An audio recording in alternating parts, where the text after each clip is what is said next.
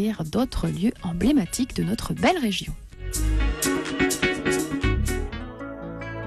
Le musée de l'Arles antique rassemble au sein de son architecture contemporaine une grande partie de l'histoire d'Arles entre 2500 ans avant Jésus-Christ à la fin du néolithique jusqu'au VIe siècle.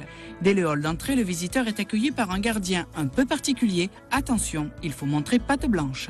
C'est un lion, et le lion est l'emblème d'Arles toujours aujourd'hui dans son blason. Et puis c'est vrai que Frédéric Mistral en avait fait un poème.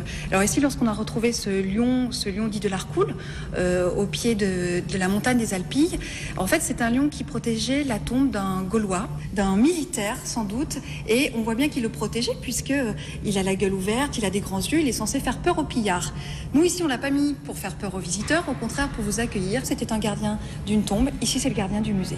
Ce musée qui a ouvert ses portes en 1995 renferme de nombreuses pièces uniques de la ville d'Arles qui à l'époque romaine a toujours soutenu César bien avant qu'il ne devienne empereur. Arles a soutenu César quand il arrive pour la conquête de la Gaule. Il a aussi à se battre contre Pompée qui est plutôt à Marseille, et les Arlésiens à cette époque-là fournissent à César des bateaux, et l'histoire a voulu que ce soit César qui gagne et qui du coup a décidé de créer une ville et de fonder Arles. Alors il va être assassiné et c'est son fils adoptif, Auguste, qui fonde l'Empire. Ce n'est qu'une infime partie de cet empire que vous découvrirez en vous promenant dans les allées qui vous proposeront une collection vraiment unique. Qui vont retracer à la fois, on va dire, la grande statuaire que l'on retrouvait dans les monuments d'Arles, puisque vous pouvez voir aujourd'hui le théâtre, l'amphithéâtre et ce qui reste du cirque romain devant le musée. Nous avons les maquettes ici qui retracent cette histoire-là, des grands moments, des grands événements, avec surtout la statue de l'empereur Auguste, qui fait plus de 3 mètres de haut et qui est dans le musée.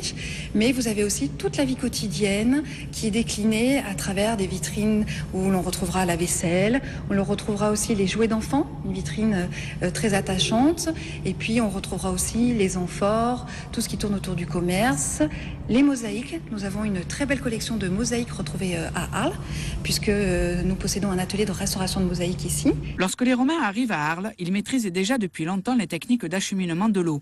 Pour preuve, ces tuyaux en plomb qui témoignent de la complexité d'un système bien rodé. Lorsqu'on a découvert en archéologie ces tuyaux de plomb, on en a retrouvé énormément. Certains sont encore dans nos réserves, certains sont exposés.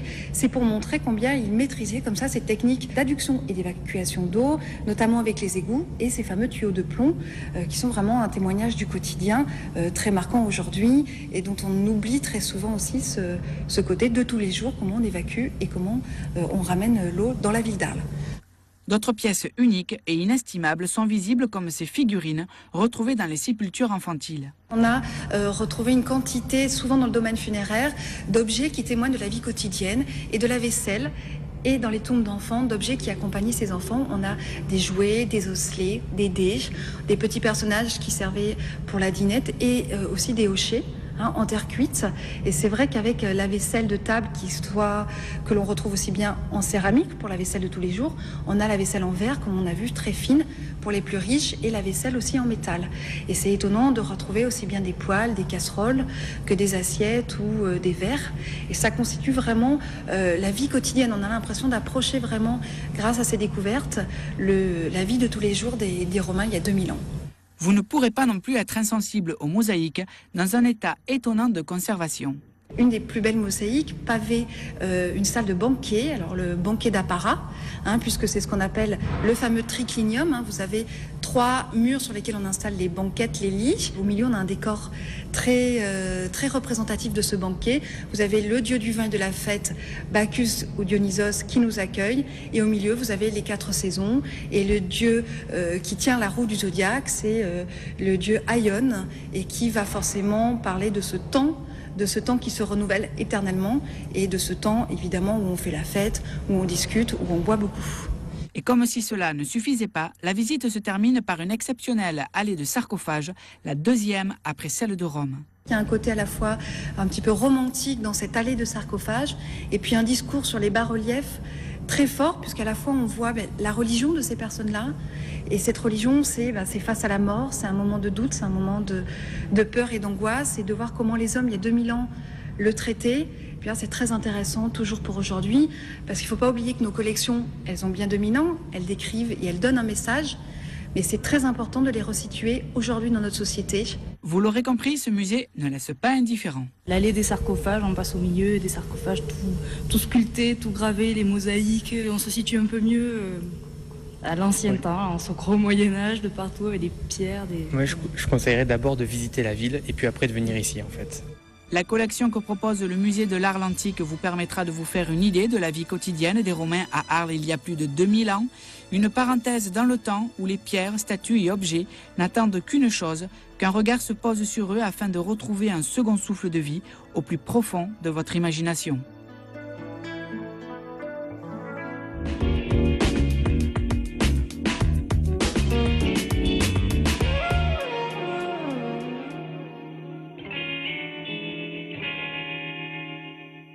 Que vous soyez cycliste, patineur ou simple randonneur, la voie verte vous attend.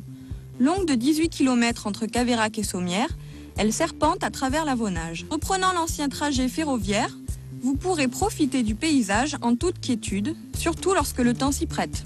Quand il y a le soleil, c'est vraiment très agréable, c'est réservé, il n'y a pas de voiture, c'est vraiment, on se sent à l'aise, on se sent tranquille. On se promène vraiment avec plaisir, quoi. Itinéraire vert par excellence pour toute la famille, ce trajet dédié fait l'unanimité des petits et des grands. Que c'est pas dangereux pour les enfants, c'est plat, il n'y a pas de circulation, donc les enfants peuvent s'amuser en sécurité. Voilà, avec la petite, on va aller jusqu'à l'Anglade, mais autrement, en vélo, on peut aller jusqu'à Sommières et voilà, je trouve que c'est très très bien. Hein. Désormais, vous savez que vous pouvez relier Caveyrac à Calvisson autrement que par la route.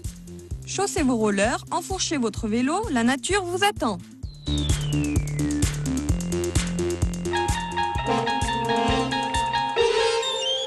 Mais quel est donc cet engin à 3 roues qui semble tout droit sortir d'un autre monde? Il s'agit d'un tricycle couché appelé le Bargeau mobile. Ce nouveau concept cycliste proposé par la société Le Bargeonaute, établie à Congénie mais aussi à la halte nautique Galicien, permet aux visiteurs une nouvelle façon de découvrir autrement en balade sur la voie verte le monde qui les entoure. Ce sont des engins particuliers dans le sens où quand on circule avec, eh bien, il n'y a que le plaisir de circuler et on ne sent plus l'effort. La mécanique, c'est une mécanique de cycle avec un pédalier sur lequel il y a 3 plateaux et ensuite sur la roue arrière une cassette de 9 vitesses. Ce qui permet à chacun de trouver, je dirais, mesure à son pied et de pouvoir être sur, quel que soit le relief et quelle que soit sa forme physique, à l'aise sur les circuits qu'il pratique. La technologie de ce tricycle permet de déployer un effort modéré et sa position décontractée du haut du corps facilite la respiration. Ainsi, sa position offre une vue panoramique exceptionnelle pour la randonnée et les promenades dans une totale décontraction. C'est des sensations qui sont totalement différentes du vélo traditionnel. On est couché, le pédalage est beaucoup plus simple, c'est beaucoup plus agréable. Nous l'aurons compris, le tricycle couché, c'est la possibilité de se reposer. Voilà. Il promet aux visiteurs des sensations inoubliables. Aucun équipement ou vêtements spéciaux ne sont nécessaires pour la pratique de ce tricycle. Prévoyez tout de même de bonnes chaussures.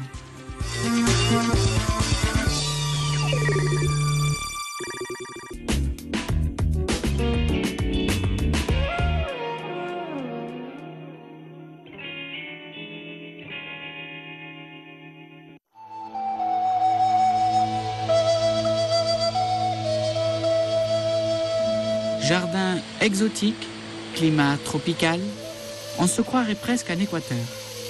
Et pourtant, ces images sont tournées non loin de Nîmes, au sein d'un site unique en Europe de 8000 m², où vivent 400 résidents à l'année. Ce qui ressemble à un paradis porte nom, la ferme aux crocodiles.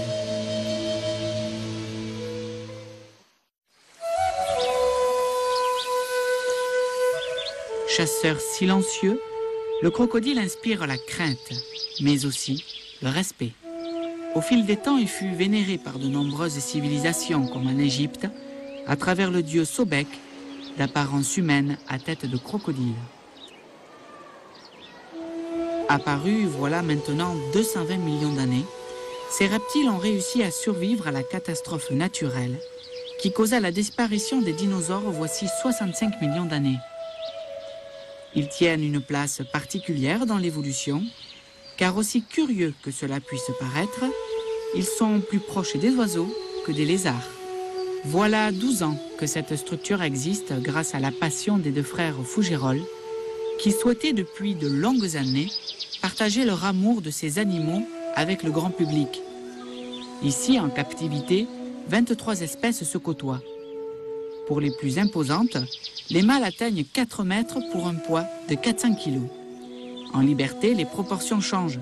Le crocodile du Nil, par exemple, peut mesurer 6 mètres pour 1 tonne. Nourris que 2 fois par semaine, en raison d'une longue digestion, ils évoluent dans des bassins d'1,80 m de profondeur. L'eau est un élément indispensable à leur mode de vie. Les crocodiles vivent essentiellement le soir ou la nuit, puisque la journée est consacrée à l'accumulation de chaleur, ce qui est un point très important pour eux, puisque contrairement à vous et moi, ils sont incapables de produire la chaleur de leur corps. Donc ils l'accumulent à partir du soleil, de l'eau, de l'air. C'est pour cette raison que nous, on est obligé de chauffer en permanence, et en particulier chauffer l'eau de leur bassin qui constitue leur milieu de vie. C'est l'endroit dans lequel ils se sentent à l'aise pour bouger, c'est le milieu dans lequel ils se cachent, c'est le milieu dans lequel ils vont thermoréguler, c'est-à-dire se réchauffer, se refroidir, et c'est le milieu dans lequel ils s'accouplent. Donc ce qui est très important pour la survie de l'espèce. Donc les crocodiles sont intimement liés à l'eau.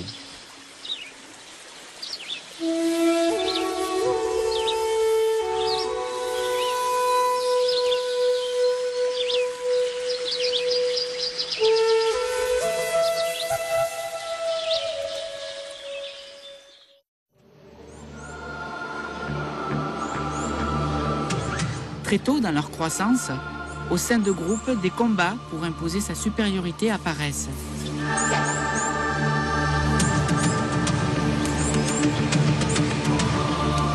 Lorsque le conflit dure, les congénères aux alentours préfèrent discrètement s'éclipser.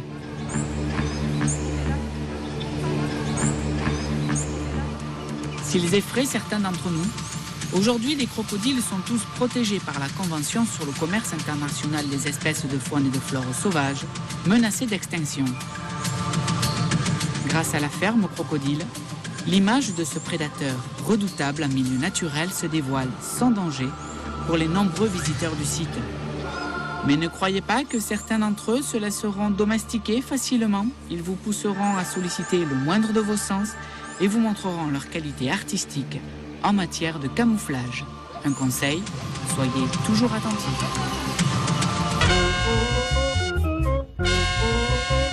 Voilà, des reportages qui vous donnent sûrement des idées pour les vacances. On se retrouve vendredi prochain pour une nouvelle aventure. Cette fois, nous serons dans les Cévennes. Ce seront 2 épisodes de territoire que nous consacrerons aux Cévennes. Rendez-vous vendredi prochain à 20h45. En attendant, bon week-end à tous et surtout, bonnes vacances. Ciao, bye.